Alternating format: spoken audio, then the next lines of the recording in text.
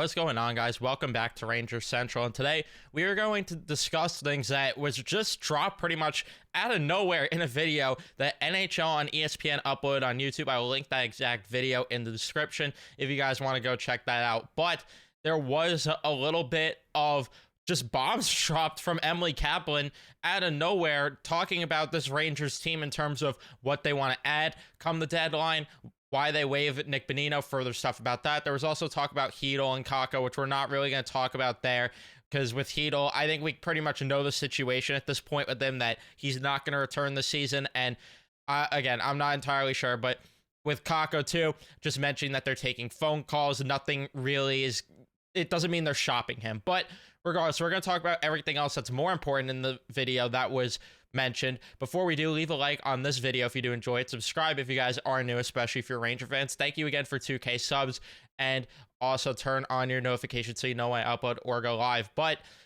she starts off by mentioning that the Rangers aren't going to want to give up multiple assets this year, which makes sense. It goes along with pretty much everything that we've heard, that they want to be passive aggressive this year, and I am in full support of that belief. But as of lately, my mindset has changed just a bit because of the fact that they're getting success now from the bottom six in terms of mostly that third line. That third line's been unbelievable. I think they could personally get away with spending big assets on a top line right winger, getting a good fourth line player, and then getting help on D. But that's not going to be the case. It seems like they are going to just be passive aggressive the entire way, which is what the report is, unless there's players that they maybe really like, which I don't have any info to that at all. But also mentions that they're expected to acquire multiple forwards. She mentions that later on in the video, which also makes sense because we've heard that they want to acquire a center, they want to acquire a winger, and they want to acquire another fourth liner, whether it is a center or a winger. So it pretty much aligns with everything that we've heard thus far. We talked about Scott Lawton on the channel yesterday. If you want to go check that out, you can. Arthur Staple put out an article, I think it was earlier today, this morning actually, or late last night. He put out an article about how the Rangers are interested in Scott Lawton, and you know, it does upset me if you, the spoiler alert for that video, but you can go check that out. We're not going to talk more about Scott Lawton in this video. But she also talks about how Nick Bonino was waived because they want to add more team speed, which another thing that makes complete and utter sense, because this team has been lacking team speed. What killed them last year? Not having enough team speed. And I know that you don't need that in every single series, but to match up against New Jersey, and I would think Carolina, it would help a lot, and a lot of these other teams, even like Florida. But I still feel they need to add a bit of both, where there's, you know, speed and grit in this lineup. I think if they could find a way to add both, I think Frank Vatrano is the first name that comes to a lot of Ranger fans' minds when it comes to that type of bill right there. Which, you know, Frank Vatrano's not the most gritty guy where he's going to drop the gloves all the time, but he is going to be a pain for other teams to play against. But there were some names mentioned that we will talk about here. But before I do, like I said, I agree with that philosophy that they want to add a little bit more team speed there. And Nick Bonino being waived was the right decision. If only they could, you know, move Barclay Goodrow, but not going to happen. But for the names that were mentioned, so first off, she starts by mentioning Adam Henrik. I don't know if I'm going in order here exactly, but she did talk about Adam Henrik. That's all I know. And talked about how there's a lot of smoke there and how there's been interest there from the Rangers for a bit now. And that makes sense. Again, that's another player that has been pretty much linked to the Rangers since January, I'd say, maybe even December, if you want to go that far back. They've been linked to Adam Henrik for a very long time. So it makes complete sense that Adam Henrik is still on the radar, especially with all the centers that are off the board now. She goes on to mention another underrated ad for this team potentially, and that is Jack Roslovic, which I haven't talked about really on the channel here because I felt that the Rangers aren't going to go out and maybe get Roslovic. I feel like they'd like other guys, but I think Roslovic could maybe be a sneaky good ad for this team. I'm not totally attached to the player like I am with certain other guys, but I don't hate the idea of it. 11 points in 29 games played. He is a minus 13 on the year, which, you know, is expected when you play on a team like the Columbus Blue Jackets.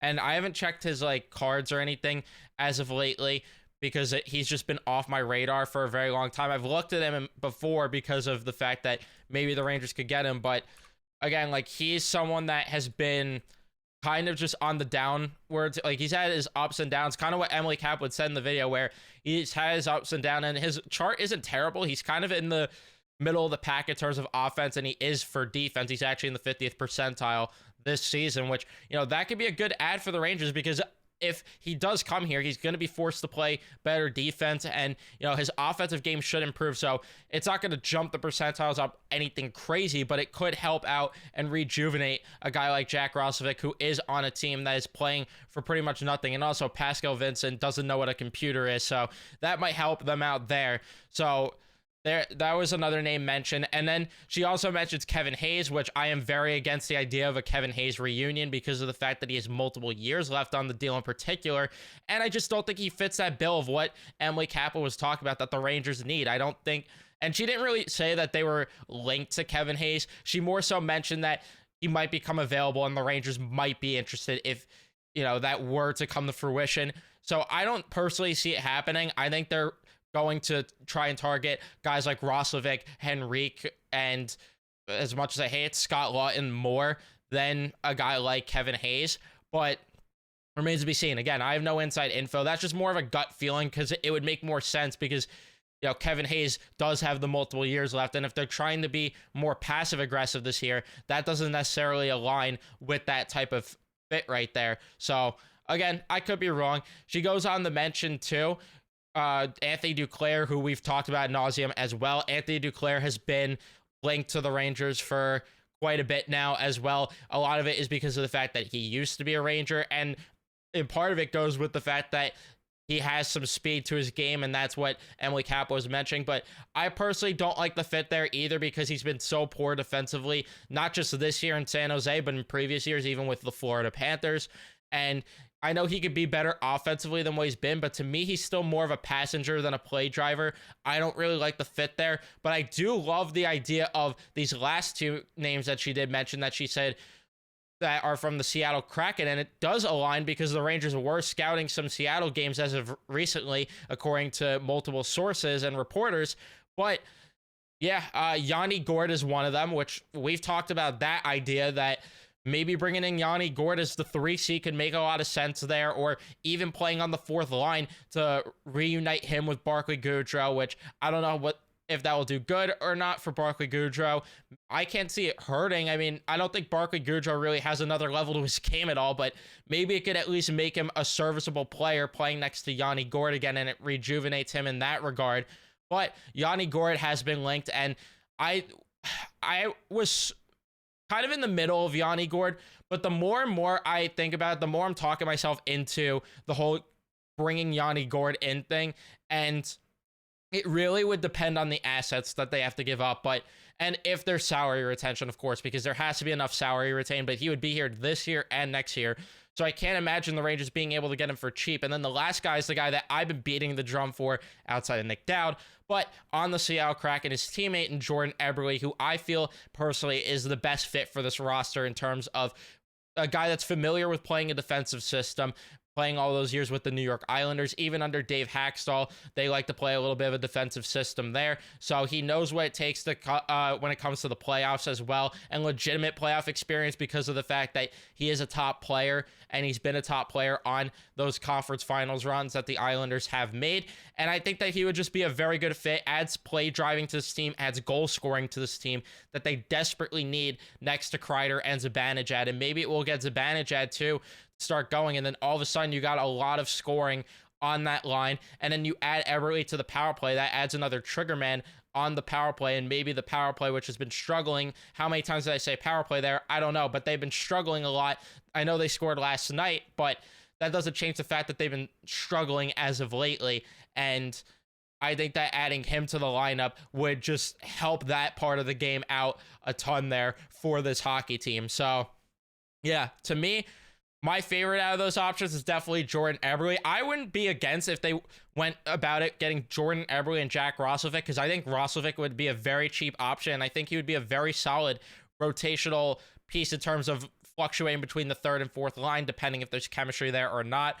But again, remains to be seen. I don't know exactly what they're going to do. We're going to have to wait and see with this deadline, but I just wanted to share my thoughts and opinions on that little snippet there that we got from Emily Kaplan, because there was so much information there and in just a 7-minute video, and there's a lot to unpack there in terms of how aggressive they want to be, guys that they're linked to, and all that other stuff. But let me know all your thoughts in the comment section down below. I'd love to hear from you guys what you're thinking about that clip and just about some of the names they're connected to. Again, link is in the description if you want to watch the full clip. Don't forget to leave a like if you have not already. Don't forget to subscribe if you haven't already.